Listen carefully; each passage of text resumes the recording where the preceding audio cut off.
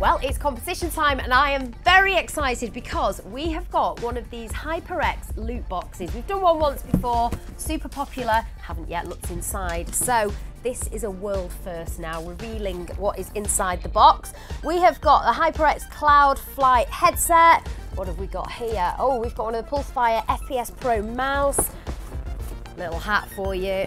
Money can't buy these, by the way, in this particular setup. These are limited edition, these HyperX loot boxes, so you want to get entering this one.